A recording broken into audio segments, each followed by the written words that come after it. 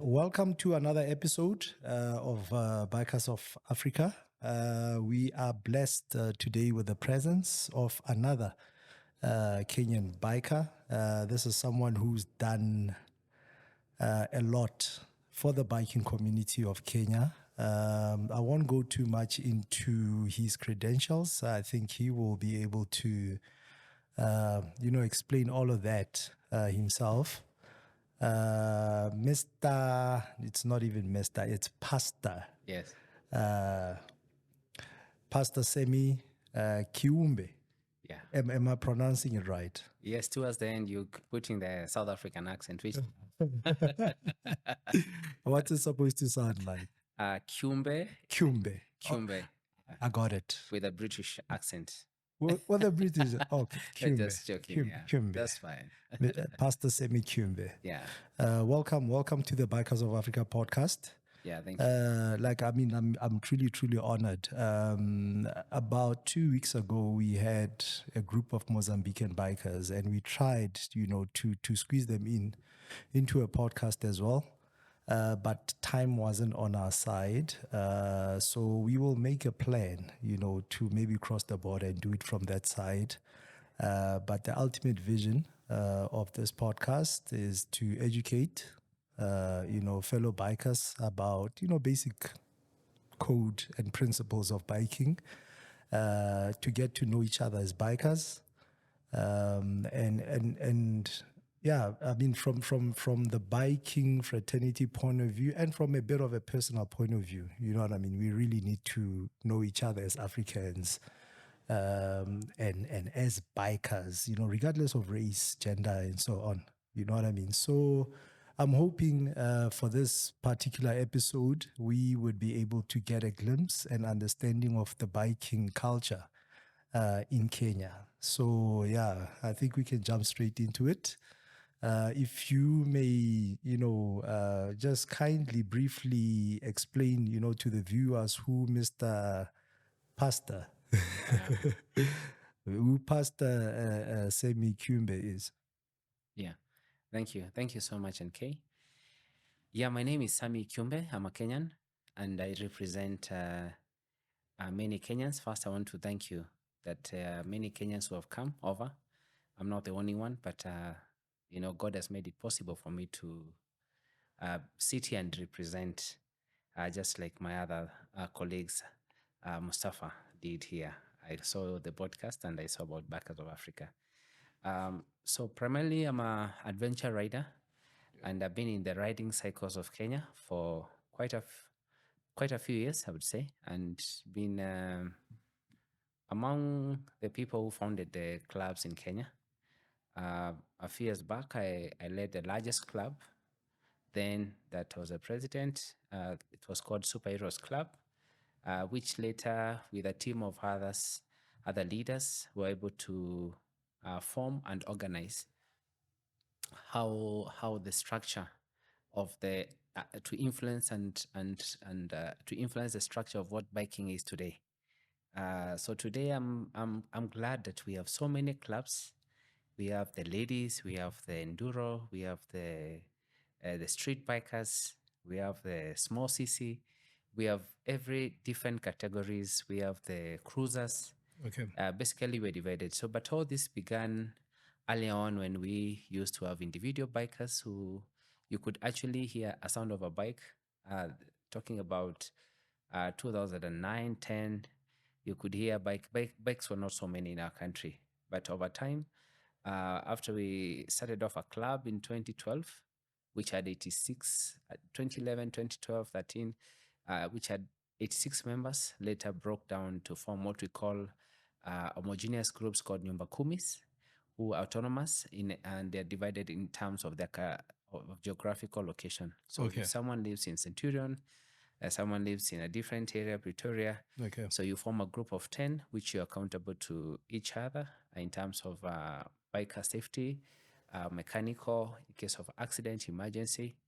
Yeah, which later grew up to form the Motorcycle Kenya.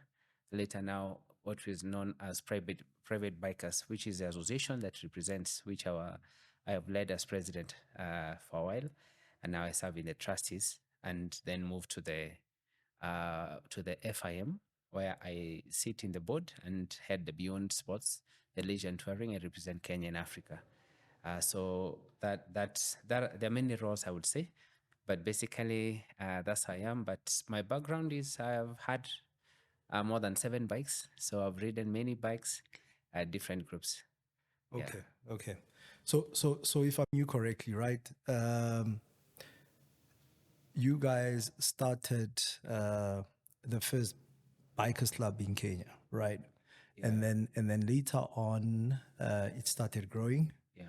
And then you started to segment it based on, geographical location, regions and so on. Was it still under the same name, or the guys in those specific regions start forming their own clubs with different names and so on? So basically, yes, you're hearing. Just to clarify, there were many other clubs even before our clubs. Okay, Some were individual, some were not so pronounced, but the most pronounced one was Superhero Bikers Club, I get you. which was at 86, and the unity, and there was so much unity that if any of us had an issue, we would sort each other out. So we had this mantra: never leave a biker behind, and all the gear all the time. So what that did is, if anyone had any challenge, they would post in the group. Okay. So we used to transverse the city, helping each other, and it was too much, because sometimes in the morning you're going to work, and you still want to keep this community, you want to grow each other. So we started off in our group then what was called the Hero of the Month. So the most of the bikes we used to ride were hero bikes, so they were called superhero bikes. But Hero the brand. Hero the brand. Okay, all right. So they had a charisma. All right. They just launched it in Kenya, and it was affordable. Oh, I see. They had bikes that looked like super bikes, so people thought we are super bikes people, but it was basically a commuter bike. Okay. And most of us, 86 of us, had those bikes. I see. So we had common challenges, and then different of us have joined the biking for different reasons. So what happened is, there were leaders before me who now later formed what we called Motorcycle Kenya. Thus the likes of David Choa, Reverend Nick Oril. So they moved in up, and then I picked up as a president of the club. Okay. So then they moved in to see if they could represent bikers in the country. Okay. Then I, as a president, I worked with the team to ensure that our members in the club were sorted. So we segmented them based on geographical location, but they were all under the club. So then we moved that now to the nationwide, and now registered as CBO, which CBO in Kenya is like a regional kind of association. But we could not represent all the bikers in the country with a regional kind of. So we were asked by the government to form an association that is an umbrella body. Okay. That represent all the bikers in the country. Okay. So that's how we had, in 2019, we finally registered the Private Bikers Association of Kenya. Okay. And under the umbrella body, we had 38 clubs under the umbrella body. I get you. So the work of the private bikers is basically to coordinate. Okay. And then we have what we call the Nyumba Kumi. It's like houses of 10. Each section would have 10 bikers. So in case anyone is bereaved, in case anyone has a mechanical issue, because in a region they have their own small group where they discuss. So before you call the national office, you work from your region. So that's part and parcel of the benefits of affiliating to the council. Yes. I don't know whether to call it. It's an association, council, federation. There's different names. Yeah. But we won't go deep into that. As long as we get the So maybe something that would benefit other bikers in other countries. Yeah.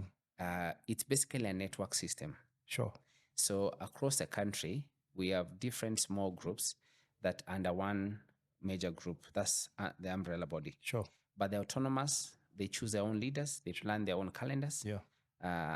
But why it's a network system is, if you move from one region to another, you can join that region. So we standardize it, regardless of gender, religion, the kind of bike you ride. I know we have in Africa, we have all these different brand issues in different regions. Yeah. So this is regardless of the brand that you have.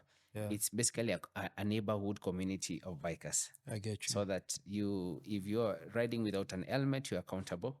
If you are riding when you're drinking, you're accountable. If you have a challenge, again, you're accountable. Your families know who you belong to. And therefore, it's basically a system of accountability first. Second is a network system. Yeah. So that if any of the other person in another region has a challenge in that area, Yeah. they're able to be sorted. So the three things that was demanded and is still demanded today of every Nyumba Kumi is to link up with a police station, Okay. an hospital, a mechanic, and a towing service, because those are the common challenges of a biker. No, it's brilliant. So all over Kenya, if you travel and you have a challenge, there's always a group. So it's a network. So we benefit from each other, and then the association only coordinates. So when we do elections are all over. People from all these regions in the country can vie for the position of the national head. So there are like 8 of them. Oh, lovely. Yeah. So basically, it's a network. Not it's non-profitable. Yeah. And it's a voluntary kind of system network. Yeah. Where we benefit from each other's in every region. So we always say, even if you have a flatbed, you come from the richest region. Yeah. You have a flatbed, you have an ambulance. Yeah. You pray that you have an accident in your region, because if you have an accident in another region, yeah. So basically, it's a network system, and therefore, if you come, we are able to help you in case you have a challenge. We have a network of. So for me, the calendars are amazing. So we can have 30 charity in one weekend, because every group has their own calendar, their own leadership, and they plan, but they're accountable to the umbrella body. So just explain how does it work when a biker gets an accident in another region? Does it mean that the help will come slightly later than if it had happened within their own region? How does that work? So what happens is, because bikers are spread across the country, we have an online platform. Yeah. If you go to pback.co.ke, we ask private bikers to join. Okay. So when they join, they feed their details in the website. Okay. So we have a database of every biker. Yeah. So the first thing, if a biker goes down, and this is what I did for many years, over 6 years, we have an emergency number. So if at any one point we have a sticker, so once you feed in your details, we give you a sticker for your helmet and your bike. Okay. So in case you go down, and that's the first number that's called, we are able to actually know who you are, what's your bike and your family, and your blood group, and your cover number and your ID details. So if anyone calls that number, we are able to access the database and also inform the family in case of fatalities. Yeah. Because we had a few fatalities where people are not able to make it. So we are able again to inform the family before they're informed through Facebook. I get you. So so it's just an attempt to be able to organize ourselves so that, again, we remain a family. No, I think you guys are far ahead of most biking associations. And then tell me, is there an affiliation fee? Is there monthly, a yearly subscription fee that the bikers have to pay? Yes, there's an affiliation fee of 1,000 Kenya shilling. That's divided by 7. Yeah, it's I don't know. In rands. In rands, it's like 7 rand. Hey, you're exposing my maths here. It's so that's close to nothing. Yeah. It's close to nothing, and the reason for that is because it's a network system. Again, I said it's not a profit making. Yeah. But we want everyone to register so that we don't have anyone going down or not becoming a member. That's first. It's for association. Yeah. Like, we want to be a community. We want at least to get to know how many bikers are there, how many bikers are riding, and just grow together. But secondly, PBAC, the acronym that executes PBAC is LAST. LAST is LAST. LAST is PBAC does legislation for all the bikers. Okay. So the government sometimes requires 1,000 signatures for them to pass a law. or to do. So we need the number. So why the fee is so minimal? It's not basically for so much. It's for to allow everyone to be able, and that's annually. Okay. $7 annually, so that we can have everyone register, and also have those people who are not serious not register, because if it's free, everyone again. Yeah, sure. Yeah, but secondly, so for legislation purposes, we have the numbers because you need the numbers. Yeah. Secondly, it's association, so that again we are able to group every person who registered in the website Okay. to their various communities. So if you live in a particular area, you register to a central database, Yeah. then you are linked up to a group near you, especially guys who start riding. Okay. Like now we do the Ubuntu where we welcome those who have started riding. So we are very keen, and I think that's what has made it grow, is that those guys who are joining are able to join communities. There are many groups. Yeah. If they're ladies, there are ladies groups. Yeah. If they're superbike, there are groups. Yeah. Yeah, so it's easier now to settle in as a new biker in Kenya, because again we have that system where you sign in a central database, and then you are referred to a leader Okay. who will help you settle and also Brilliant. help Oh, you man. in your growing. So, and then we have a safety, and we have now our leader is Omoyo, the one who did Omoyo and Dos just did a 3 year trip Okay. with her husband. Wamoyo is in charge of safety, and she's passionate about helmets and safety. Sure. She's a current leader. So what safety does is they coordinate safety in all the clubs in the country Okay. to ensure that there are webinars, they are online, All to right. ensure there are messages, to ensure that people are there to safety, Yeah. and also create awareness about to roll other, we call them cages, those are guys with vehicles, Yeah. to be able to be aware they're bikers, and also to treat them because they're fathers, they're mothers, beyond them being on a bike. Yeah, so a lot of, and then lastly is training. So we have, again, we call this pillars. There's a pillar for legislation where we have a law expert who brings in, who helps to educate Yeah. all the bikers what is required of them by the law. Yeah. And in case there's infringement on the law by the government, the work of the association is to represent bikers to the government. So we've led also a few, I would call them friendly demonstrations. Sure. When bikers are killed innocently, I remember leading, in a place where bikers were just doing the adventure, and they were case of mistaken identity, and they were killed. And the government was not responding. So we had to do a demonstration. A group of 200 bikers went to the police station and did that. We also do weddings. So all this, again, is in the community. So there's legislation association. If any of us maybe has a wedding, they are bikers, we turn out and ride for them, basically celebrate and work with each other in times of life in smaller groups, then safety, and then training. So those 4 pillars for me, as they what form PBAC. Okay. So PBAC does not has very few activities in a year, but major activities like Ubuntu, Prayer Day, where we bring all the bikers. So PBAC only does, as an umbrella body, what the clubs cannot do. Its work is to bring all the clubs together, maybe bring them for a conference, bring them to speak about safety, bring them to talk about major trainings that need to happen, major laws that needs to be amended. But all the clubs have their leaders. So that's a Nyumba Kumi system, but we also have club leaders. So PBAC also connects the same. So we have different WhatsApp groups for all the leaders in the country, and also all the Nyumba Kumi system. So, but as PBAC, the system that runs is a Nyumba Kumi, where we ensure that we want to have a goal to be in all the 47 counties, so that in case you travel, all these 47 counties we have, and the Nyumba Kumi now today can go up to 100 bikers. Okay. So we have 47 counties. We're talking about people who are active, who are 4,700, who are known and are active on a day-to-day riding. Wow. Yeah. It seems like a very, very well organized structure. You know what I mean? Because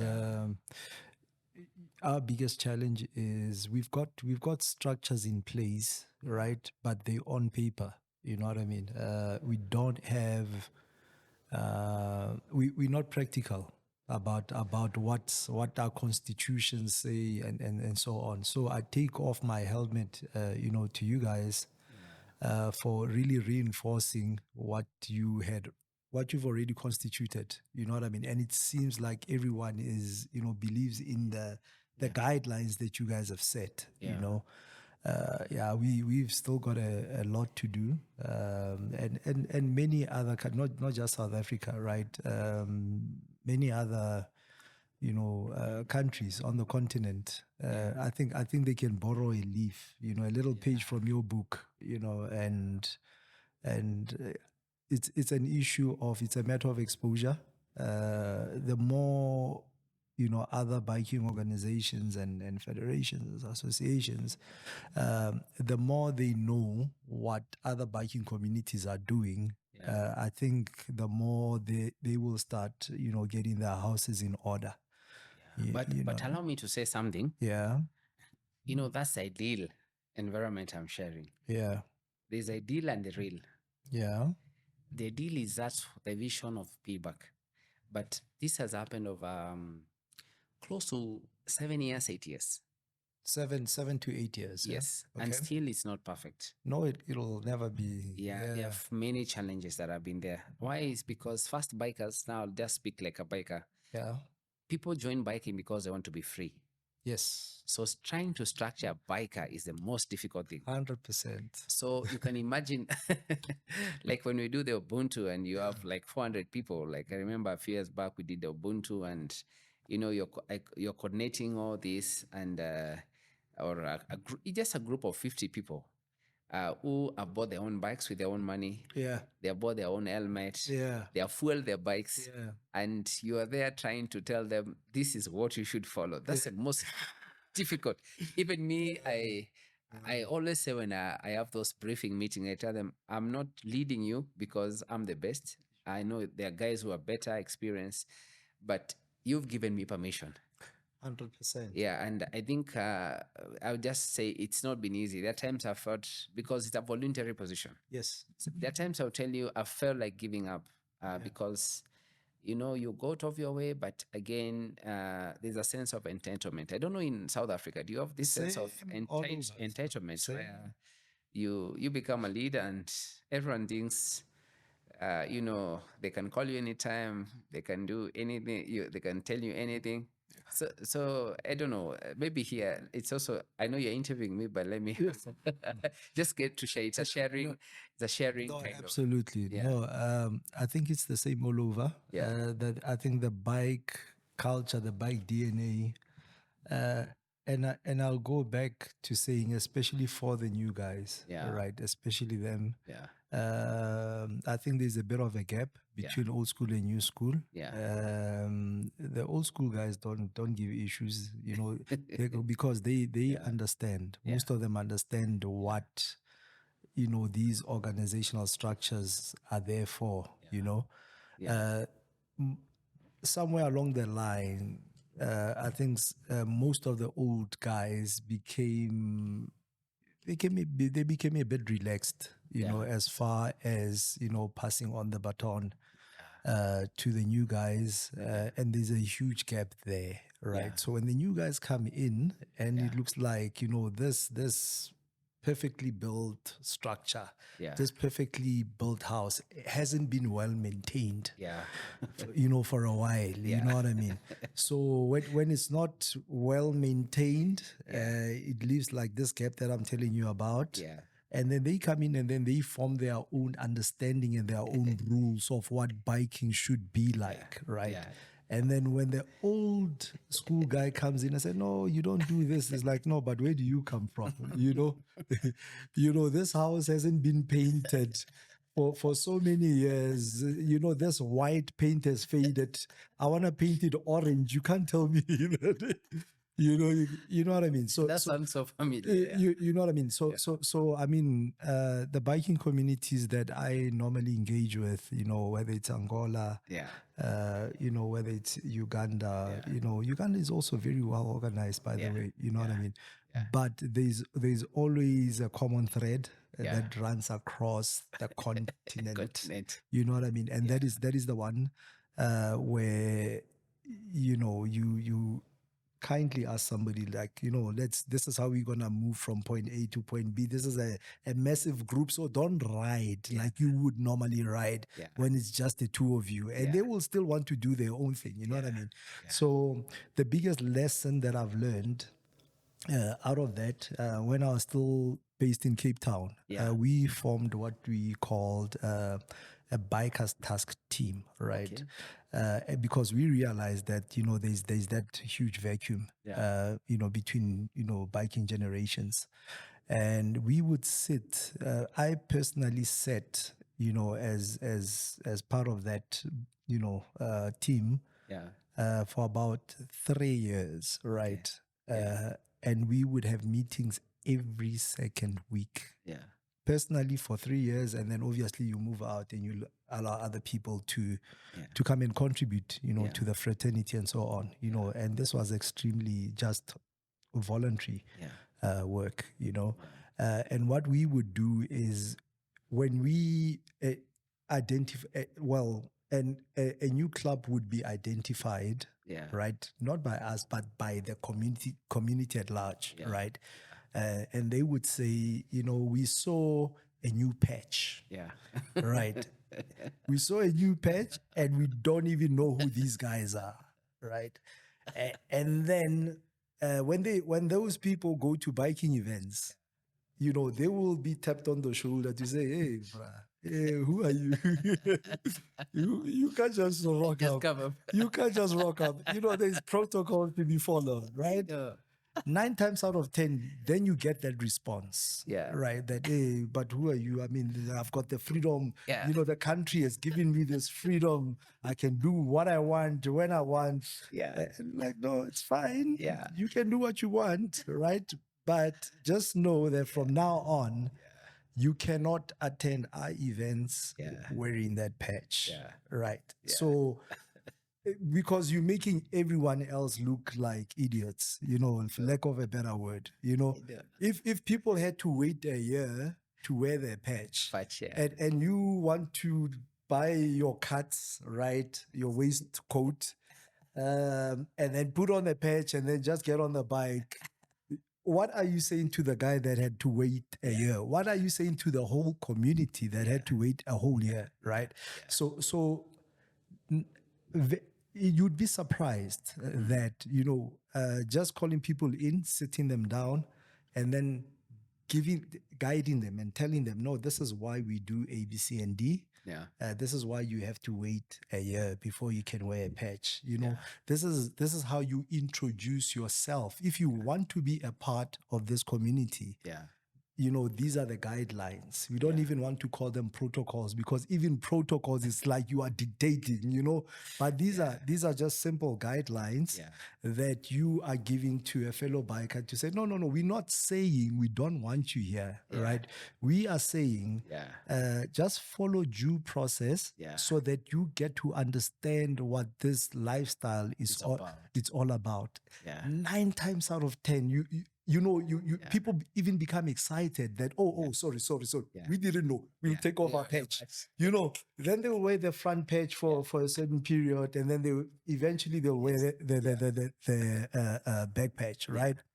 On occasions, there are very, very few occasions where you get the really stubborn ones, right? And when that happens, you say, okay, we are not the ones who are dictating to you that, if you want to be a part of us, wear a patch. We are representing the whole community. You know what I mean? So when they become that stubborn, then they go outside, and just a message goes out to say such and such a club thinks that we are wasting our time. They don't want to be, and then they become surprised when the whole biking community says, "Hey, brah, hey, come on, ride your bike. It's fine. It's your bike, you bought it. But if you're going to wear a patch, if you want to wear a patch, it's a different ball game altogether." That's something we can actually, I would say, learn from you. Why I'm smiling is, at first, we tried to control. In Kenya, trying to put everyone in one club. But thanks to the older leaders, like Nick. Yeah. Nick was a chair then, and Yeah. we had these people coming up, and they were riding without gear. Yes. But when they get into a mess, they say they are part of the private bikers. Yeah. Some of them were drinking Yes. and riding. Then they would call. I had the emergency number, so I would be called at night.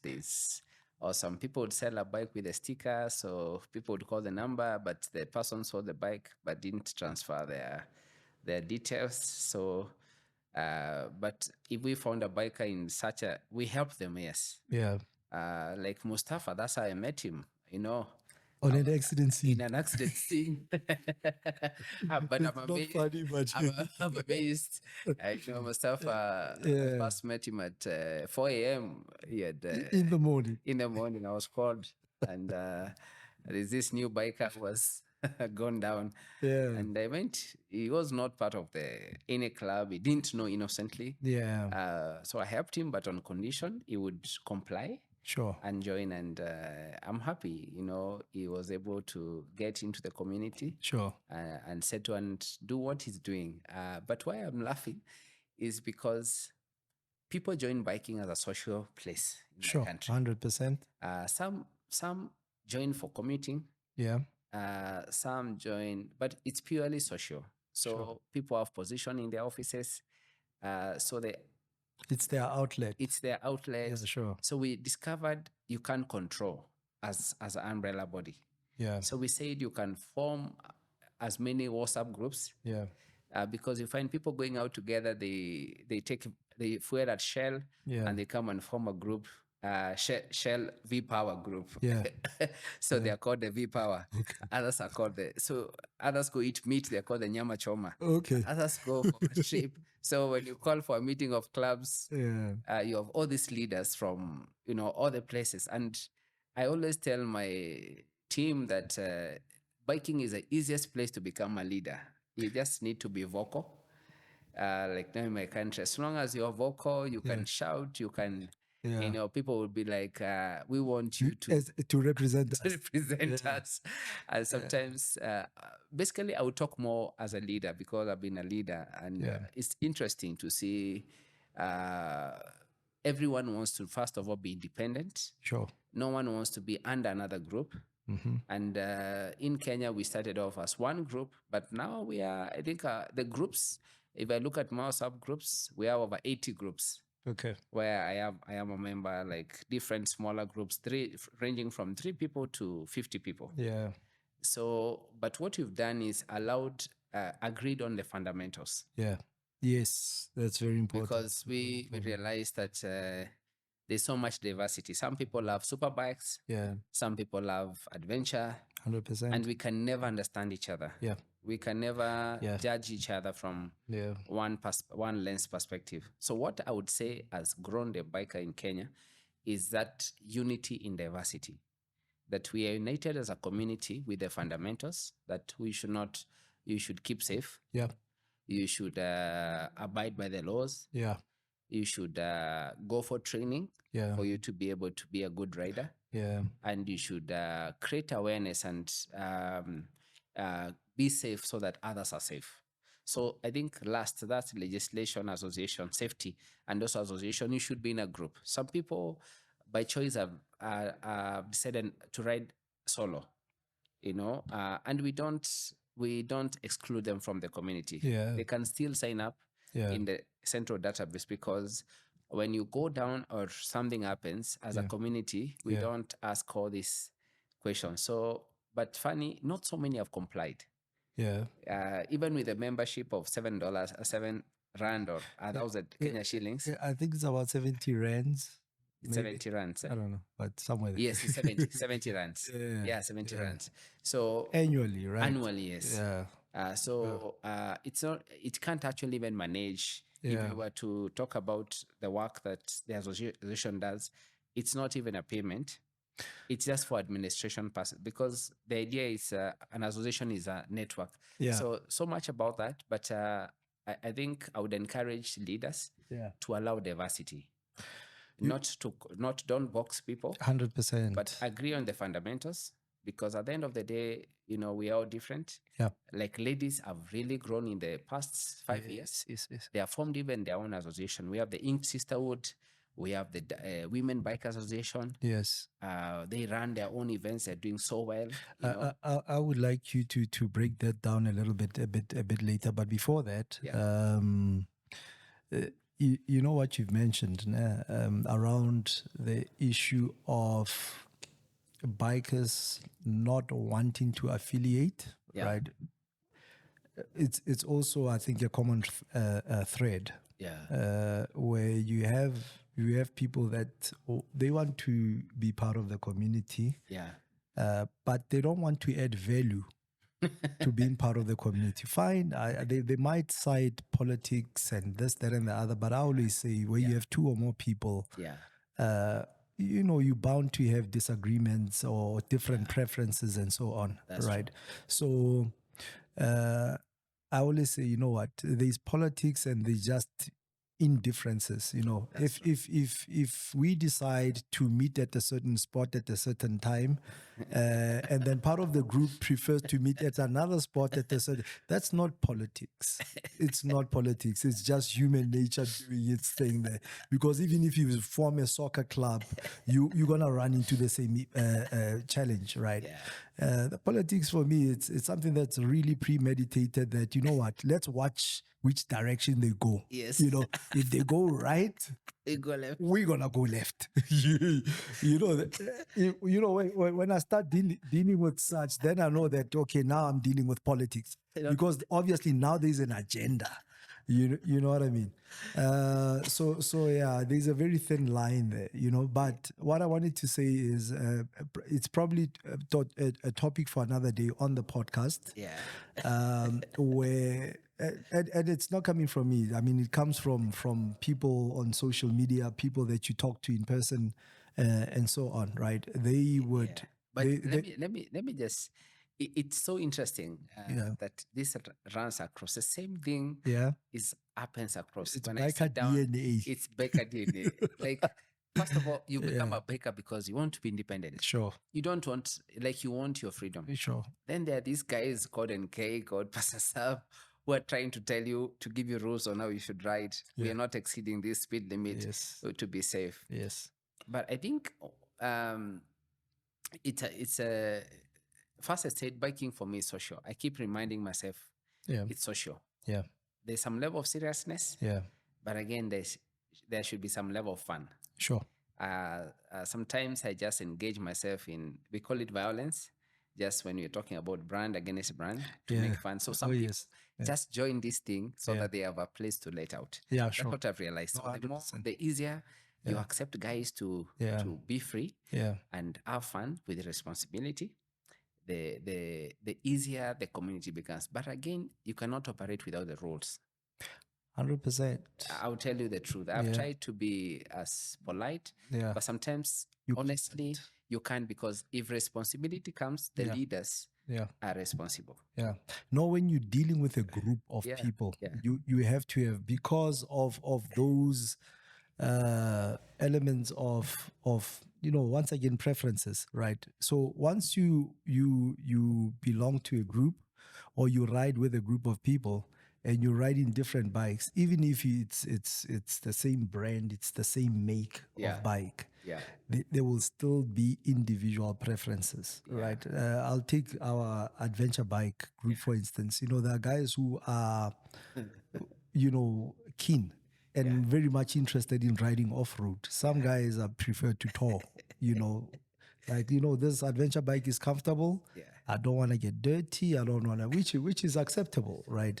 So those things will always be, and the only way to manage that is if you set guidelines, right? And some of those guidelines might take a bit of the fun element in what you as a biker are trying to to achieve. But I think what people need to bear in mind, it's it's not permanent. Yeah. You know, it's only maybe for a 2-hour ride. 2-hour ride, That yes. that you as a superbike rider, you know, riding with a large group of other bikers. With a new you, biker. you know what I mean? You can't now want to take bends at fast paced, you know, speeds and leave the pack and do your own thing, Yeah. right?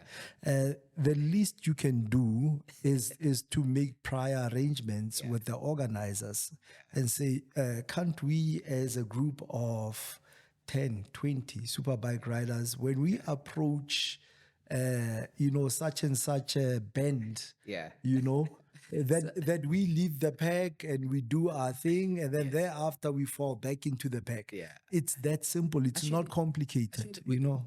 Let me, you know, sometimes as a leader, it's good to give a solution. Sure. I really struggled with that, to plan group rides for years. Because I used to lead as a president and also as a leader for many years. Yeah. I used to lead the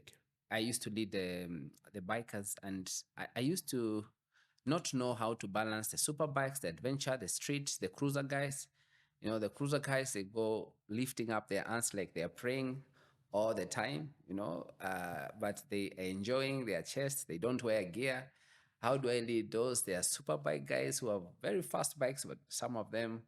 And so I think we were still talking about group rides, if I'm not mistaken. Yes, we're talking about group rides and how it's hard sometimes for some people to understand why we give rules and guidelines. Let me say guidelines, not rules for bikers. That doesn't work. You know, bikers are social people. They come for group rides because it's a social event, not because they can't ride alone. Yeah. Or they can't. But I say again, it's always a challenge because some people come to group rides to show off. It's the only moment they can show that they have a new bike. It's the only moment they can showcase their skill.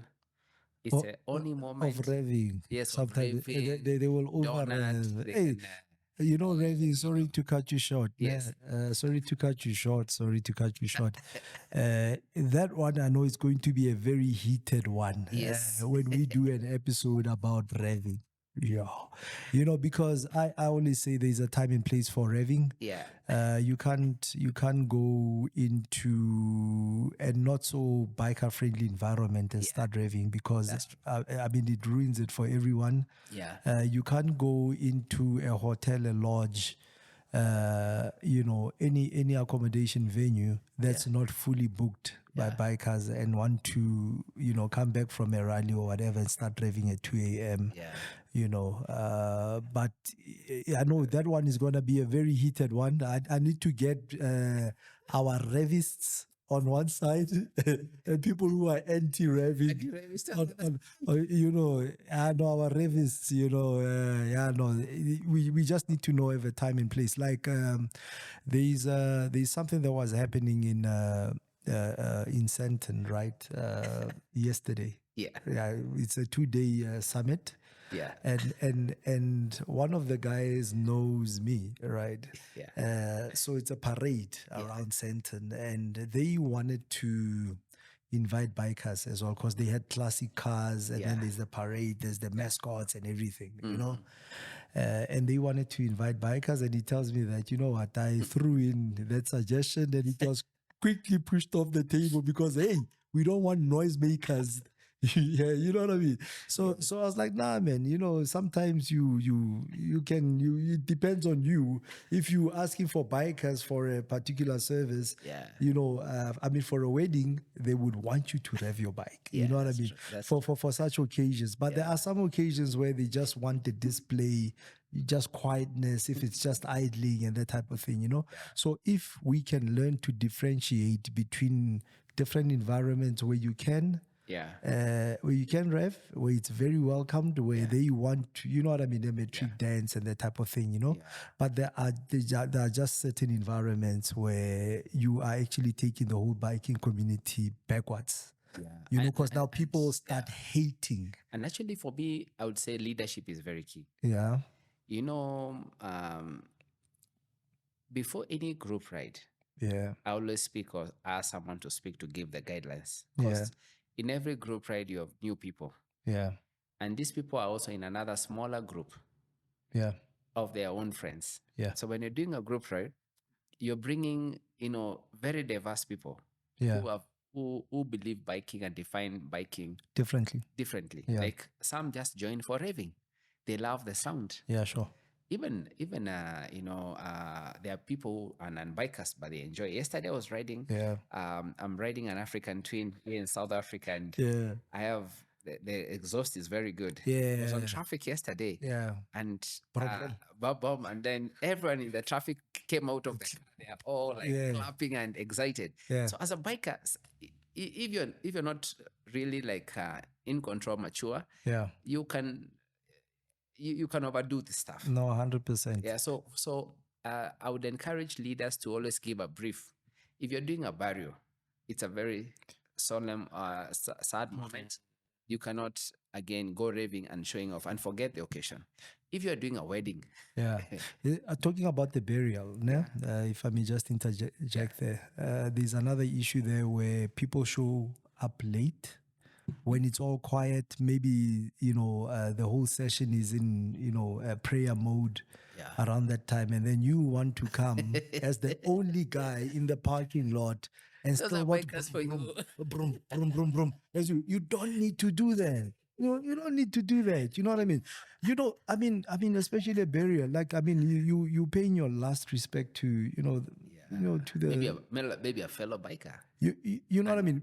Because like there is a time for raving at the burial. The What biker salute, yeah. what you know what I mean? As the casket goes down, then you can do your thing there. You know what I mean? But I think it's a conversation to be had. I think for me, I would say bikers are normal people, just that they sit on bikes.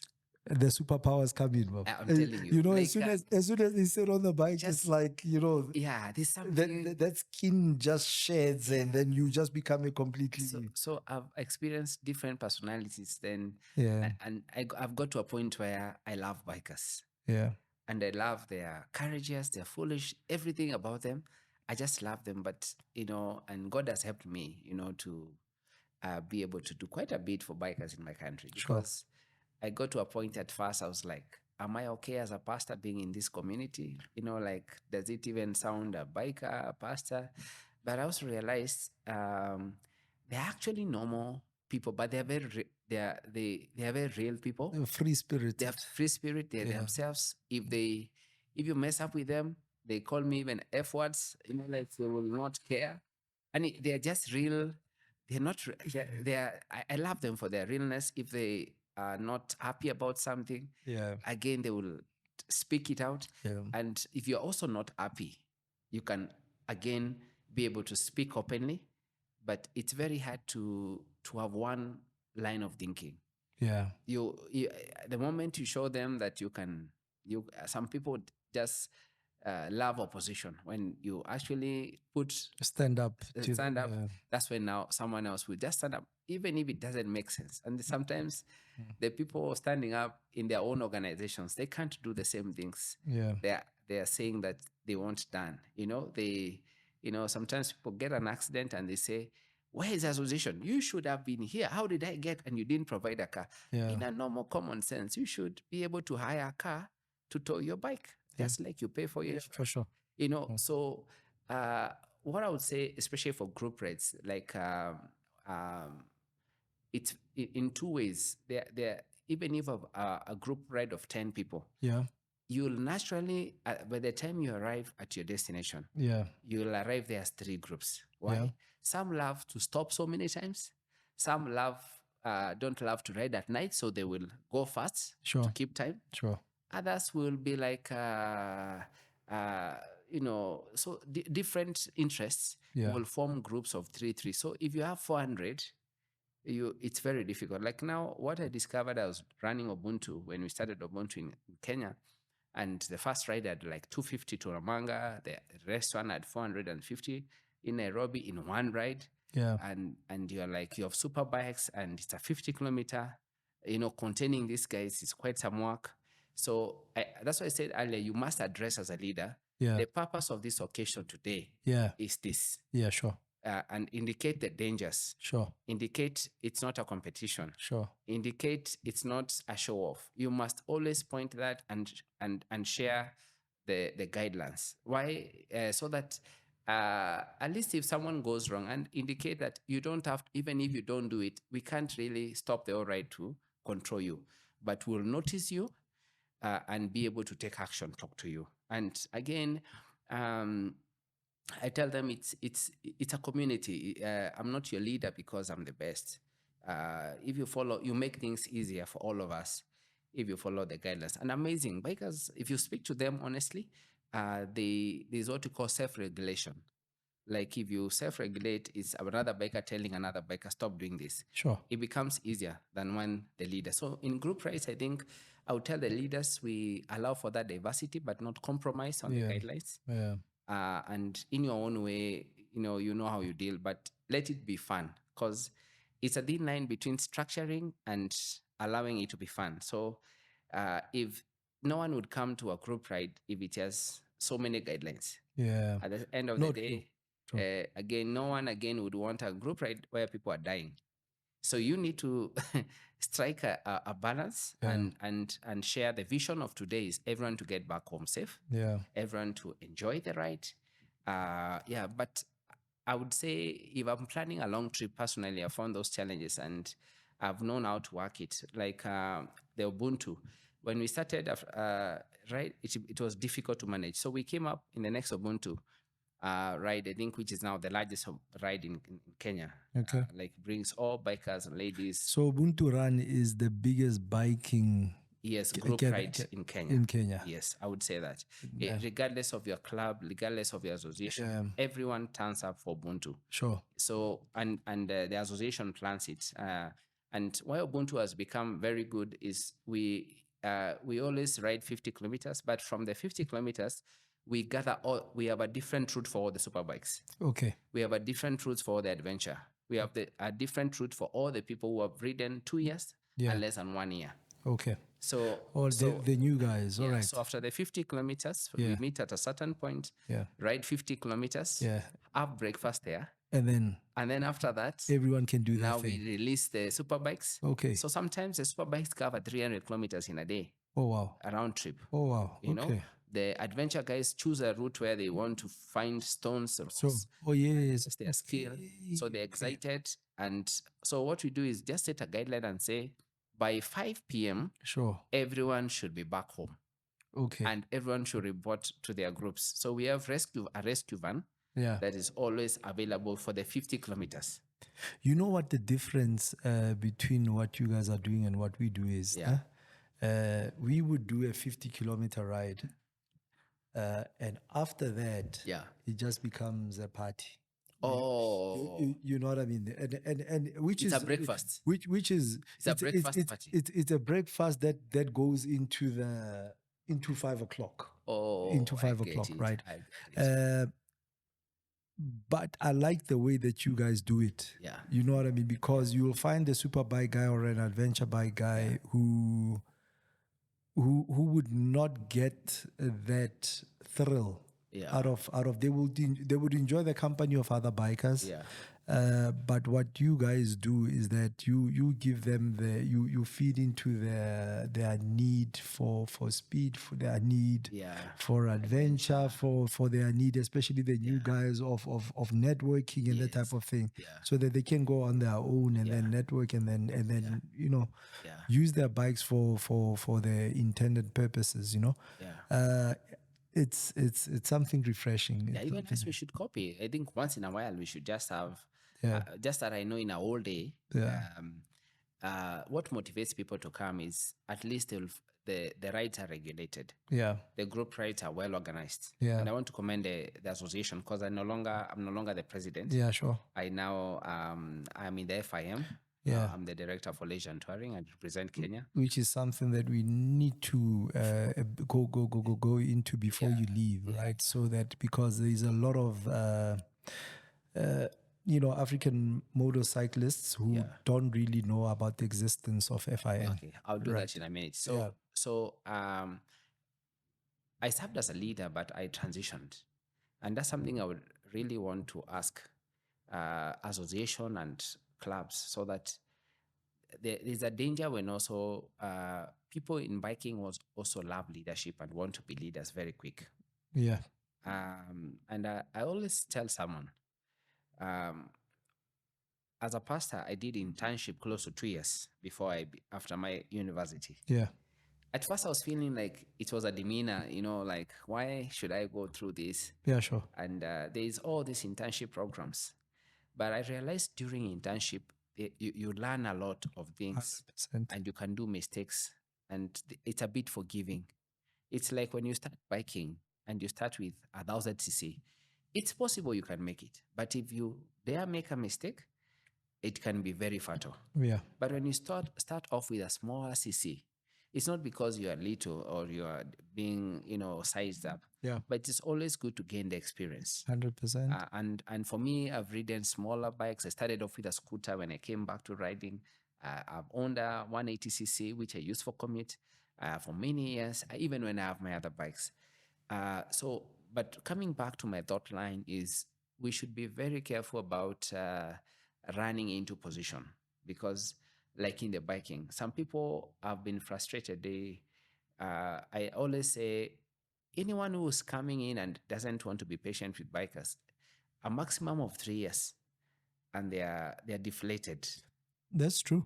And they're not deflated because they couldn't have done better, but they didn't want to study the culture, to study and understand the people. For me, I have quit several times, but I've come back because I've studied. Sure. And that's why I'm very happy. At some point, I was very bitter because I was like, why are these guys feeling entitled? Why am I giving too much? Yet, we have a group of 200, but only 10 people come for group rides. Yeah. Like I felt like closing. I've removed guys in groups. I've done all those things until I was like, this is just, Bikers. these are just bikers. These guys are social. But again, I appeal, it's unfair for someone to commit in a network system. That's where the problem is. Yes, and then you don't commit. Maybe they plan for you. Yeah. And you don't even give an apology. That's where the issue is. They book hotels. And then you don't take accountability. Exactly. The hotels they're booking, no, it's the bikers coming. Then they give you a good rate as a leader, but you end up frustrating because the numbers don't match up the menu. Yes. So the next time you want to plan such an event or another group, it goes bad for the biker.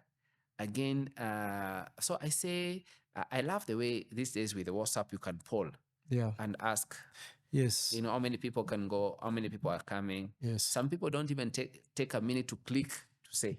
Yeah. That's level of non-commitment. So I would say again, I think groups of more than 20 ideally are not functional. Yeah. I know that may sound controversial. Yeah. I know there are many groups, even in Kenya, 200 and above, 250. We have so many groups, But what I've realized is not everyone, you cannot, people are in like 10 groups. So when you share forward, it goes to all the members. So people will only be active where they're interested. 100%. So I always think it's 10%, Yes, exactly. So I think as a leader, don't be discouraged. I'm just encouraging a leader, who is feeling like what they have done is useless for this. So it's not paying and it's not worth. Some have even got burnt out and resigned. I just want to encourage you, don't resign. Don't do this. I think be honest and accept the reality that if you plan a group ride of 100, work with 5. 10%. If you like, you get 10%. Yes, 5. Yeah. But you post it. Post it, but also learn about mobilization. I think the people who come, honestly, are the people who are friends. I've come to understand people are in many, many groups. They love joining because they are bikers, but they are only committed to a few. So I think encourage people to only be where they are productive. So, and it's not bad to quit a group if you're not. Because there's no need for you to be in 10 groups and more or less the same purpose. Because for me, most of the WhatsApp groups, I love things that are progressive, and if it's gonna be a group about just sharing the next, the upcoming event, and then memes and that type, I'm not for that. I love to build. You know what I mean? I love to be part of. I don't have to be leading in a group, but if it's a group that's progressive and is building, I want to be a part of it. If it's a book that's gonna be about sharing jokes and this that, nah, that's too much. That's not for me. And when it comes to WhatsApp groups, you need to really define what the purpose of the group is, and work towards that purpose. Maybe there could be that one random and social one. There can just be one, but you can't belong to all 5 or all 10 of them. You know what I mean? I think if people could form these groups with a clear purpose, and they need to really roll up the sleeves, and know that even if all 100 are not following, I will still, up until they see the light and start, I will still pursue the goal up until they see the light and start following, but and very true. As a leader, you should never build your esteem around your influence. People not coming doesn't mean you're failure. No, true. Sometimes also people are committed. People are unavailable. Or maybe what you're planning is so good, but maybe like now I'm in South Africa. There's an event happening. There's a guy, a doctor who is riding for a cause of the eye. Is riding. Oh yes, of course. Yes. He's riding to create awareness. I wish I was there. Okay. I've been invited. He's actually starting today. Oh, is he leaving today? He's leaving today. All right. So he'll be sitting actually here. leaving tomorrow. Sorry, Saturday. Okay. Yeah, today is Friday in South Africa. So we had a chat on WhatsApp, but I will start, just intensifying that conversation as he gets closer. That's good. Because he also wants to come and sit around here and talk about he's my former leader. In my cell group. In Nairobi, I'm around Lavington. Okay. So he's actually been my coordinator.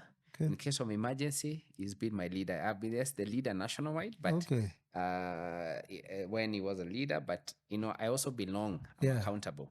Okay. So Pastor Sammy's friend is my friend. That's it. So he's more than welcome. Good. He's a very good. And he's done longer rides with a super bike than even adventure bike. Oh, really? Okay. He's quite an aggressive. I wish I was in Nairobi. My point was, like, now I'm away.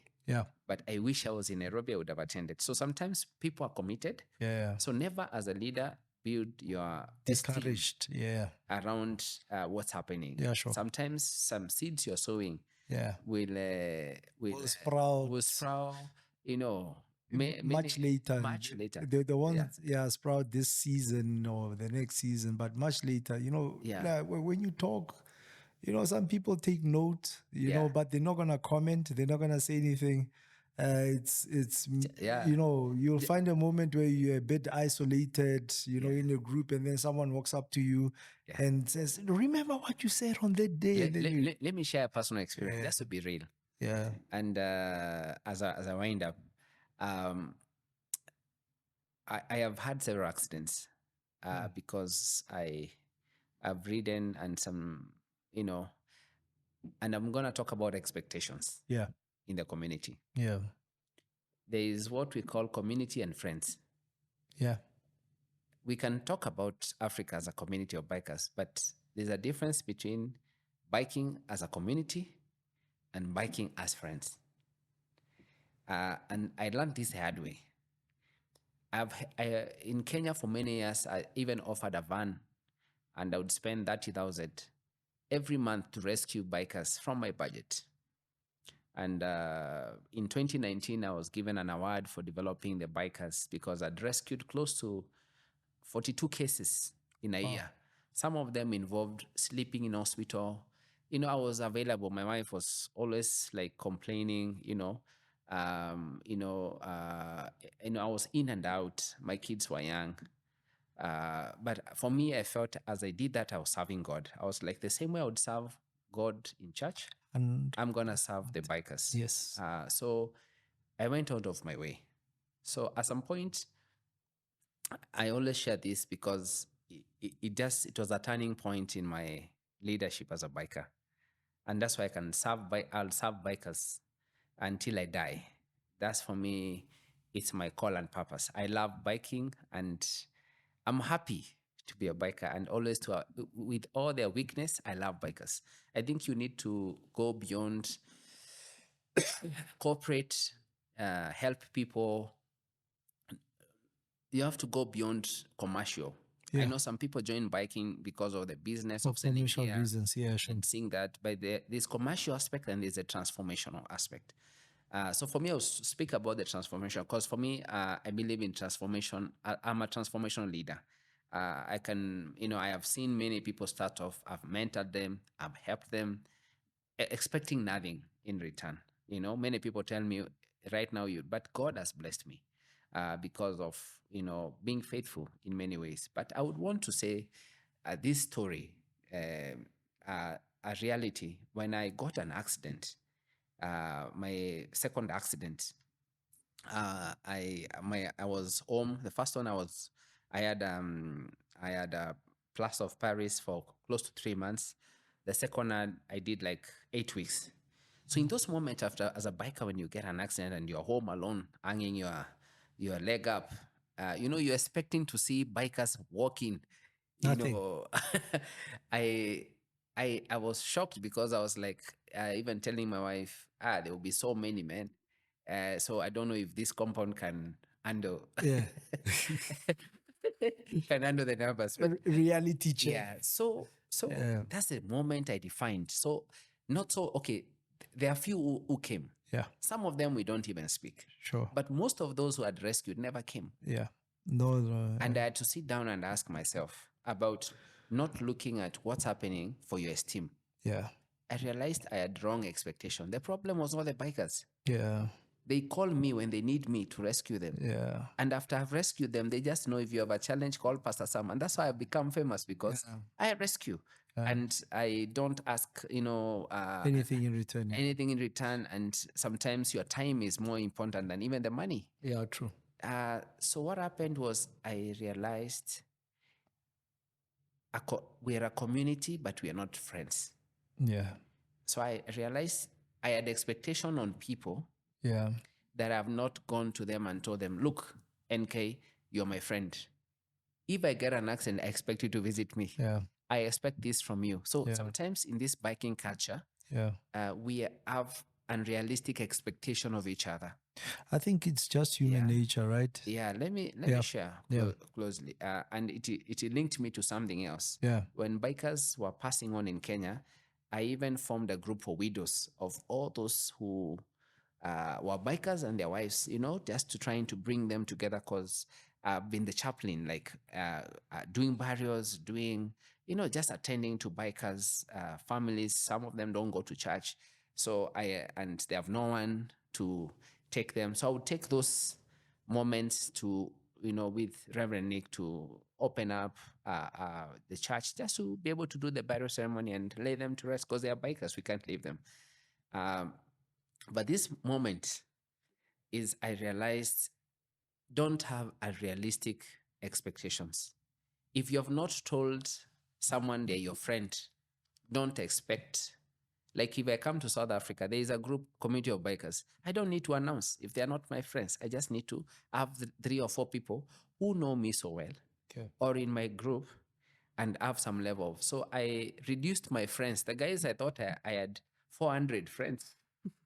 I reduced them to around 28 and said, reality check. Yeah, sure. But does that mean I will not rescue bikers again? No. Yeah. I realized is I should not relate me helping someone with expecting them to help me in return. So biking is not about the community expectation is like, if anything happens to me, I expect everyone, like if someone passes on, people ask this question, why did many bikers go for the burial and in this other one, there were only like 5. So it also depends with your influence and what you contribute to other people. So I was like, reality check. I should not, those people don't know I expect them to visit me. Yeah. For them, if they send a message, they have visited me. For some of them, if they see me later and tell me, and I was like, when I get well, all the people who were depending on me will come back. I'll tell you the truth. Yeah. After I got well and posted, I'm back to biking and I'm well. The next day, someone called me for rescue. So I was like, that's the reality is if you do something, do it out of your own choice and decision. So that you don't get disappointed. Yeah. Yeah, exactly. Just level your expectation. Yeah. So that way, as a biker, you'll never stop being in the community. You love serving, and only when you can. And if you can't do something, don't punish yourself. Yeah. And then don't expect unrealistic things like bikers will shower you in your wedding. That's true. Bikers will contribute.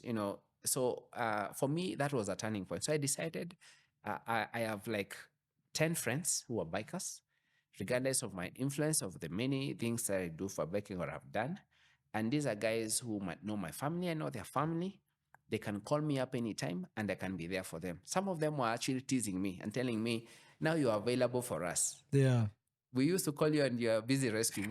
Where are all those people who you are? Yeah. You are rescuing. So for me, I think it's very good as a biker to have your group of friends. Yeah. Like when now these bikers passed on in Kenya,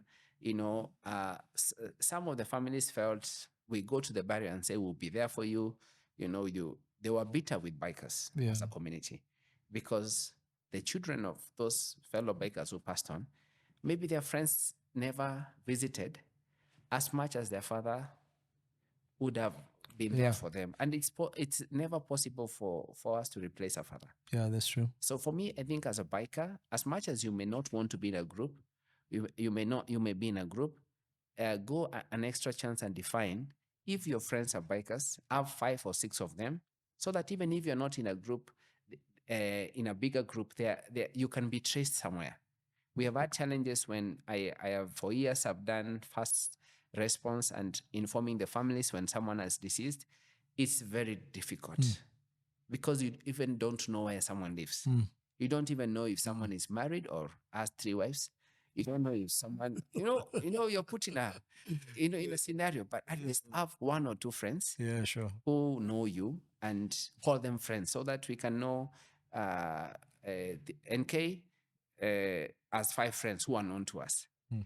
This other guy has 5 friends. So we build the community, yes, but again, we build friendships so that some people just join the community because they have seen opportunity for girls, for business, it's just a community like a market. It's like a mall. Yeah, sure. We are a community, but this community again has guidelines. So the guidelines can never be sufficient enough to control everything. Yeah. So I think for me, but bikers are amazing. Yeah. I love the unity. I love the spirit. Yeah.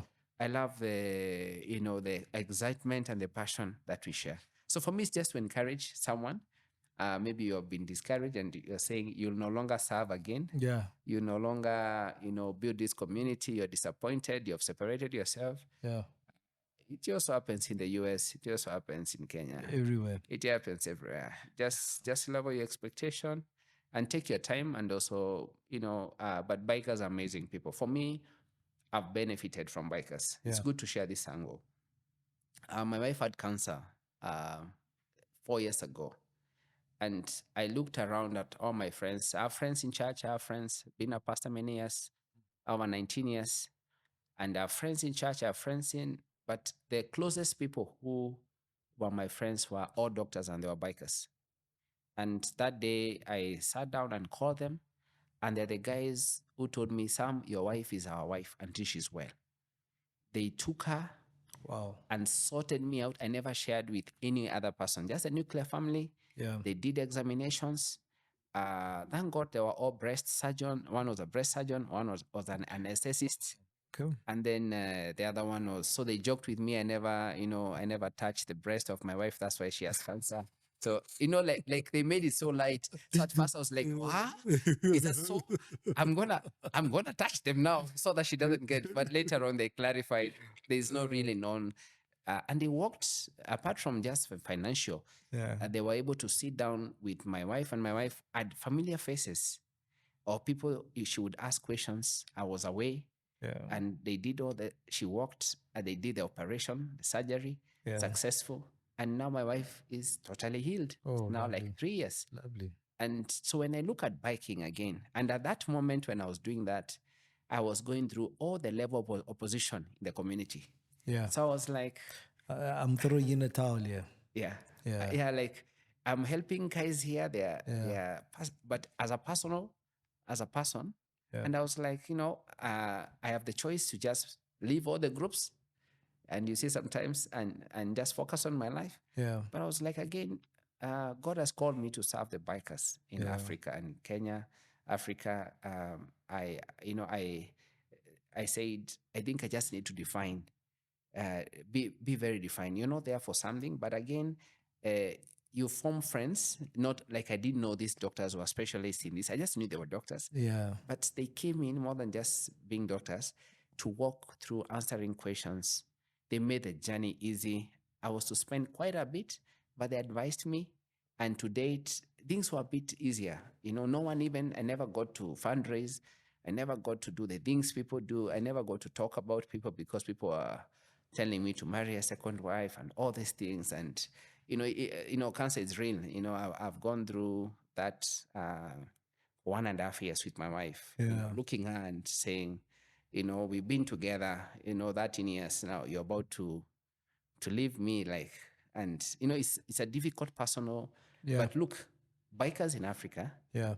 were the guys who are my friends. So for me, it's a balance, and it's good I share this so that again, if you're discouraged, I think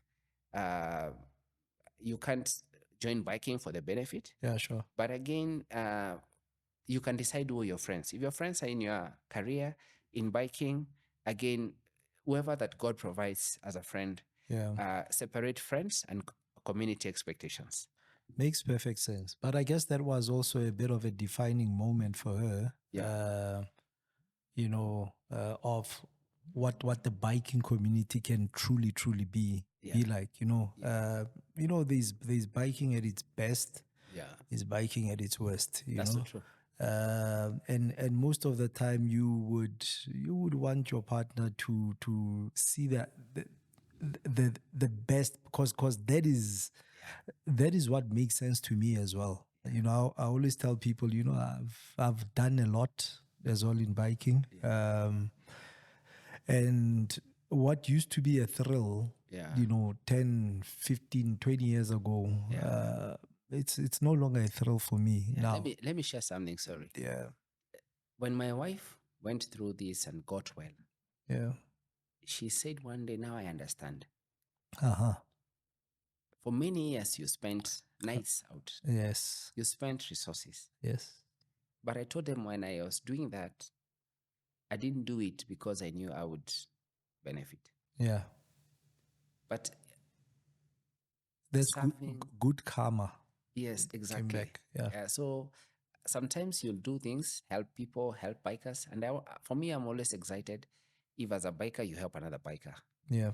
The network, without expecting. If it comes, if you have to do business together or something, that's good. But let it come from friendship. Yeah. Yeah. But there are also crooks in the bike. No, absolutely. I think it's good to point out that. I don't know, maybe in Kenya or in other countries, I've heard about guys, Kwambo, or others. We are cut from the same cloth, I'm telling you, but those people that you're talking about, it's people who look at it from the outside. Yeah. It's the same as spirit of Ubuntu, right?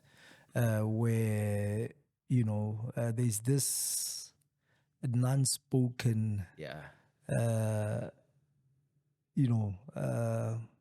connection that you have to a fellow human being, right? And you do things out of the norm. You give off yourself. You share. You do all of these things, right? And then somebody from outside of that community looks at that and says, that easy. Let me ask. Have you ever found yourself, you planned a group ride and there are people always who never have fuel and they come and ask you to top up for them? Fortunately not. Fortunately not. So in our community, what I've seen, when we started off, there were amazing guys who just when they're about to fuel, you plan a trip and then someone comes without fuel. Planning even the. Yeah. So over time, as a community, you help. Yeah. But over time, you realize it's a lifestyle. Yeah. Look, it has happened to me. Right. It has happened to me, but I'm leading us to talk about things that no one talks about. But I No, think for these are the sure. things that really make and break our community. So you know, as an entrepreneur, right? You have money. Yeah. There, and there are times where you don't have money. Right. So there was this planned ride to Cape Town. Yeah. You know, with the guys. Yeah.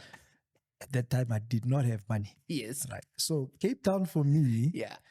it's well, Cape Town it's 1,500, 1,600 if you coming from Joburg or Pretoria. Okay. Right. Yeah. You know, it's a long ride. Yeah. Right.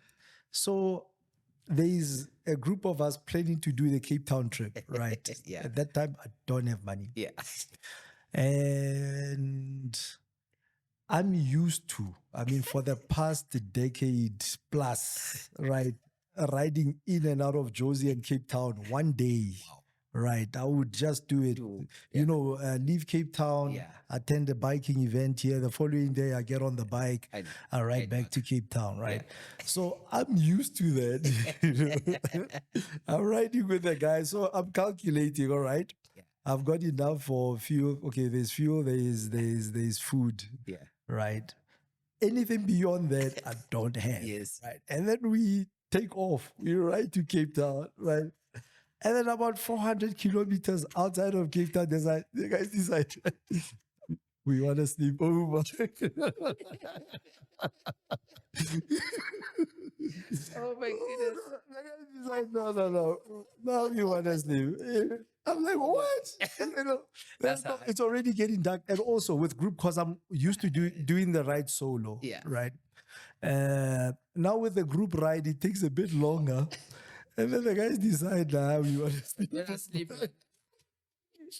I'm like, what am I going to do? I didn't budget for this part.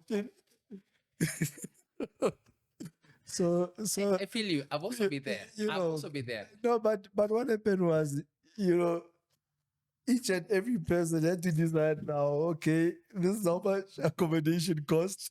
Let's split it into, and they all contributed, they all contributed. Even for food, I had to look at it like this. Actually, I'm like, okay, that's why I would say, friends are, if you ride with friends, you can be vulnerable enough.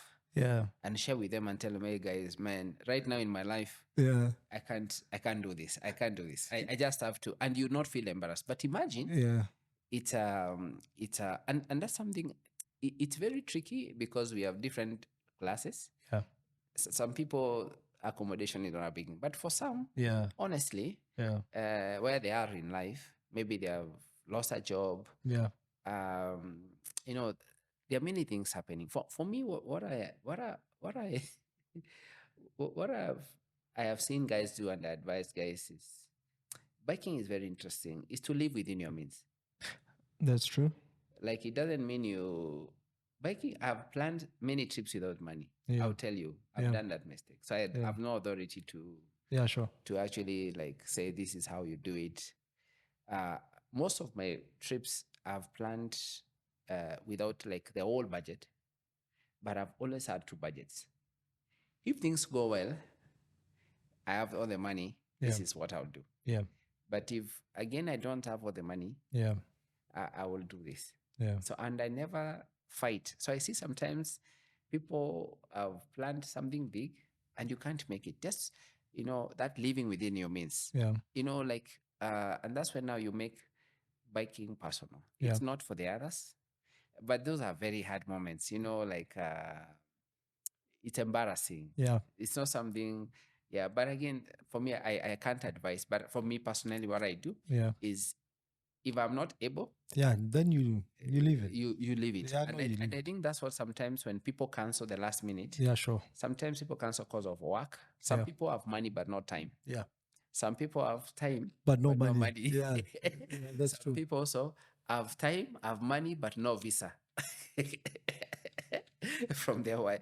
Like True. There are many reasons also why people cancel. Can't show up, yeah. Sometimes I think why it's good to ride with friends. It's good to be in those group rides for the community, like Yeah. Ubuntu, ride together, and that day the expectations are clear. Sure. But it's always good to be in a smaller group where you are friends, so that you plan also accommodation. Sure. Because you can imagine if you plan accommodation and people maybe are sleeping where your budget is. Yeah.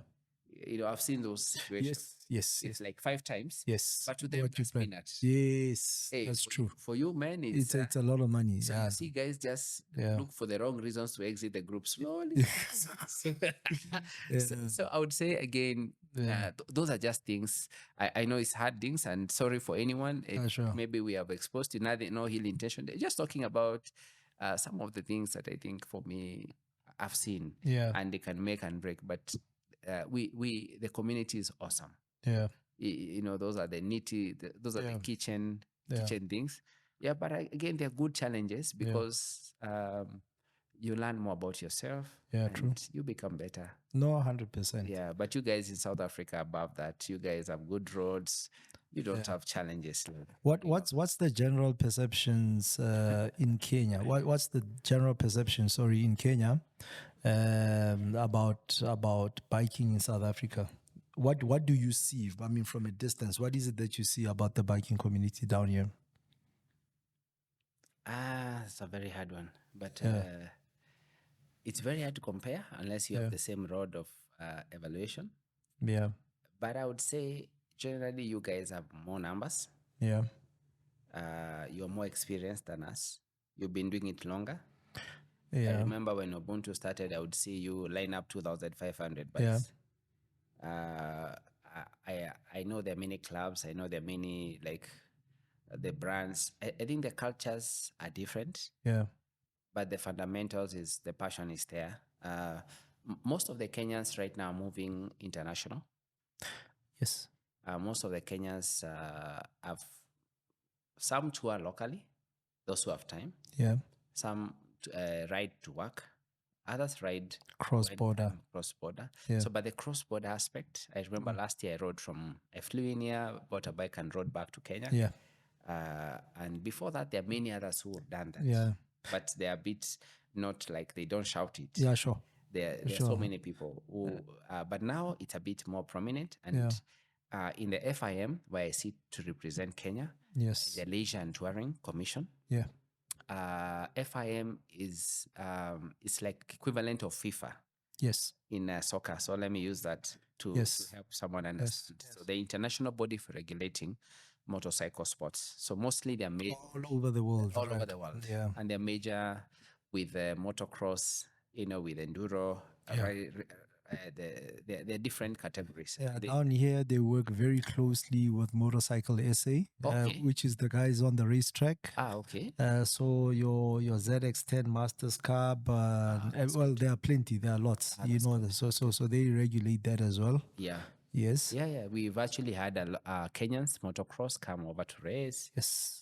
They are good. There's Motocross of Nations as well. Yes. Where super bikes as well. They have also come for that as well. Okay. Yeah. So, but I would say right now, FIM, what FIM is trying to do is to encourage cross-border.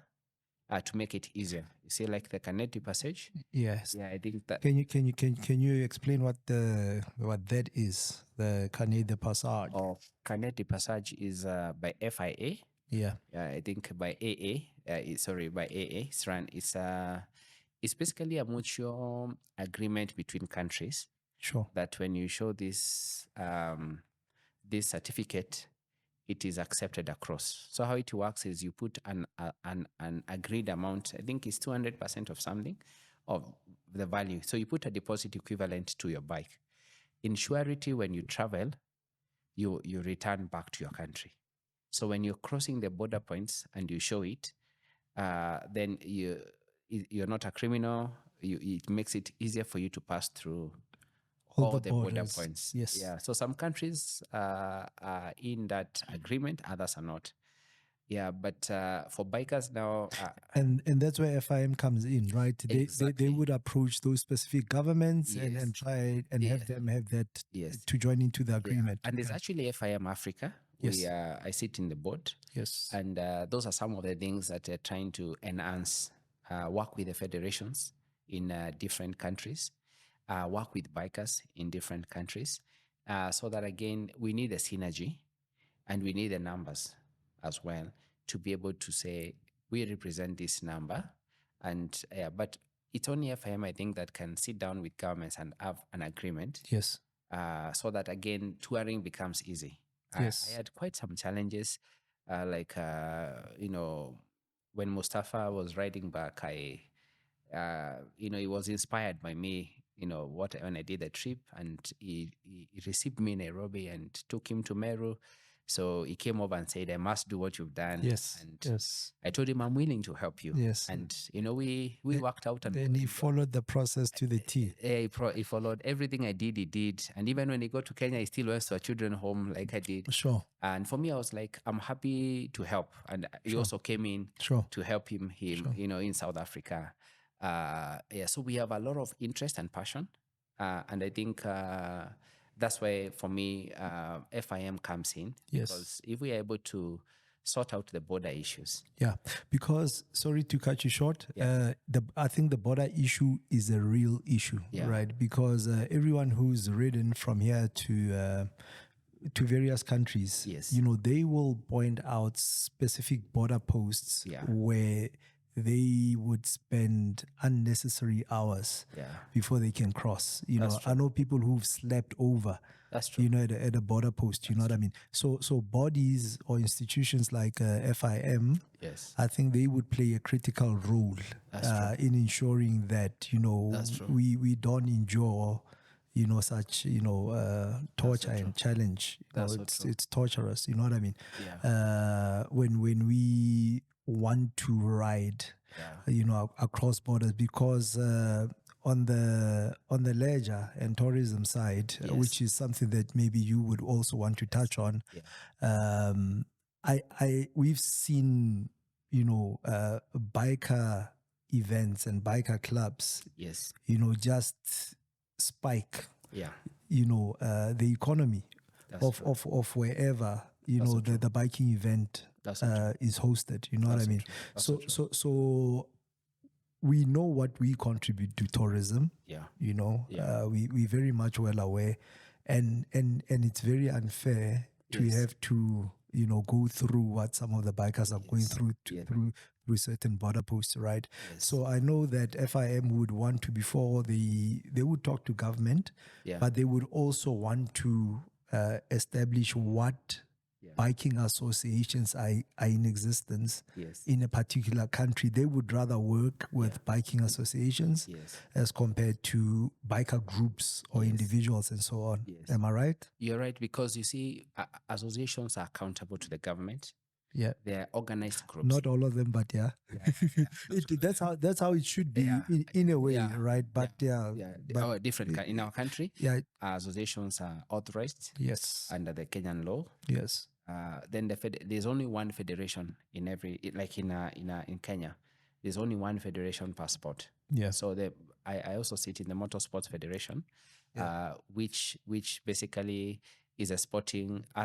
So maybe just for anyone who doesn't know FIM, so FIM structure is a sporting and non-sporting, which is called Beyond Sports. So the Beyond Sports, the sporting as motocross, rally, enduro, super bikes, all that is on one docket. Then there's a Beyond Sport, which has a leisure.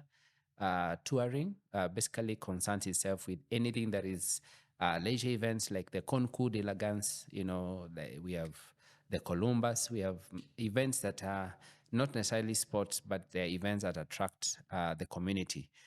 So we have the women in motorcycling, under the Beyond Sports. We have medical, and we have environment commission. So these are all commissions that help form the Beyond Sports and non-sporting. So for me, I sit in the leisure and the touring, and I chair all the commissions in the federation, in the non-sporting.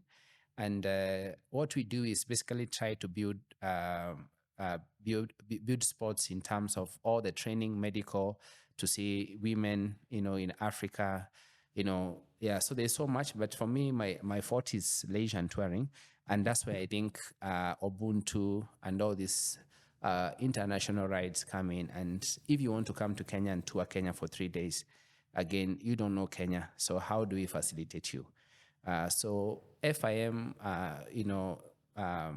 in Kenya or in South Africa is now putting all those structures and working with supporting and working with the local federation. So we have commissioners in every country who work with.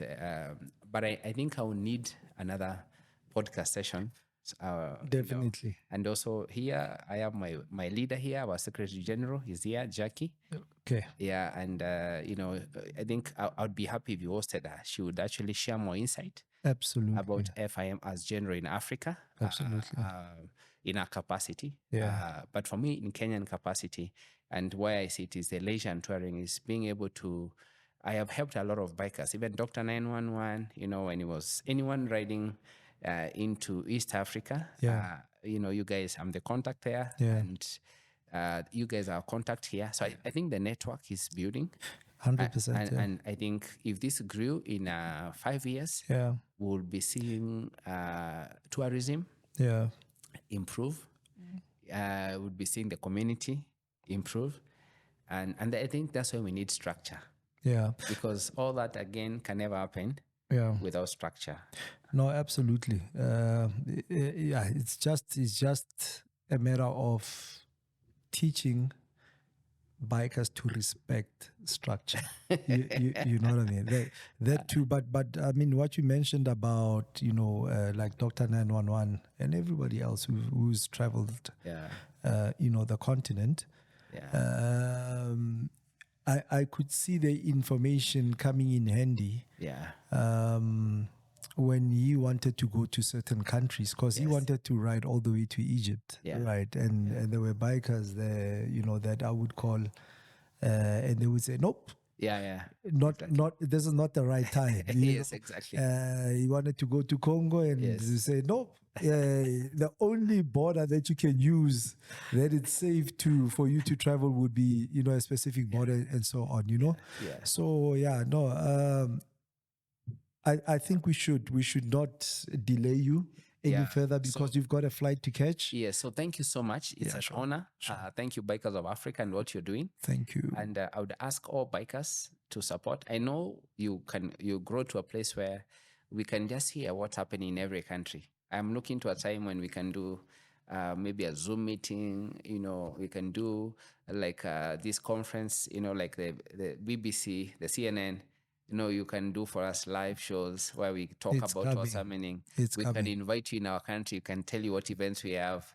And I know God will bless the work of your hands and that the vision is so clear. Thank you so much, Bikers of Africa, and the many things that you're doing. Thank you for being a part of this. Thank you for the good work that you're doing. Thank you. I see a lot of myself in you. Thank you. In terms of what you've done, and it's just a matter of, like you said, these different communities coming together, whether in Namibia, whether you in, Malawi, and so on, slowly but surely we will get to a point where we read from the same page. My biggest concern, and that's the reason why I'm doing what I'm doing, is the, the worry, of us doing things way too different where we don't even relate to each other. That's true. You know what I mean? So I hope a lot of people have learned from what you've shared about the status quo and of biking in Kenya, right? So that they can also say, okay, no, but we are more or less aligned when it comes to A, B, C, and D. Let's carry on. We are all on the right page and so on. So true. You know what I mean? So that's the whole point of all of this. You know I actually hope you can host one of our lady bikers.